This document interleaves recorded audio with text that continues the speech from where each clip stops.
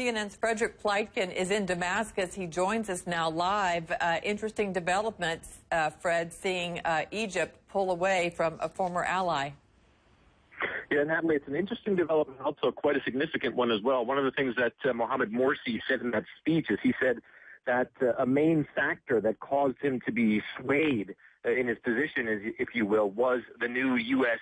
evidence laid forward that apparently the Syrian regime had used chemical weapons on the battlefield here in Syria. And so therefore he felt it was now at the time to make this move. It is also quite a significant one because Egypt, even though it is, of course, right now has this Muslim Brotherhood president, was always seen as a possible mediator, on the one hand, between the Iranian interests, which are, of course, on the side of the Assad government, and also with the West, because it is a government that has good ties to the West, but also has had relations with the Iranians as well. Now, it seems as though those relations are in trouble also, but it certainly takes one avenue of possible mediation in this conflict away. There haven't been any official reactions from the Syrian government to this just yet. Of course, the Syrian government right now is still debating what to do next after the U.S.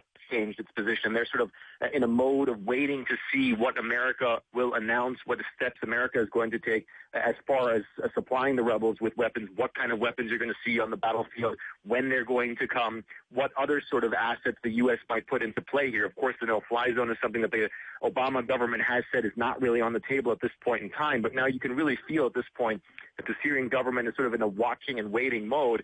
Meanwhile, the mood on the streets of Damascus, and we were just out a couple of minutes ago, is still one of defiance, where people are saying they believe that their military is in a strong position. They don't believe that their military or their government has ever used chemical weapons on the battlefield. And one of the things that you hear people say is if the Americans want to come, they should try, Natalie.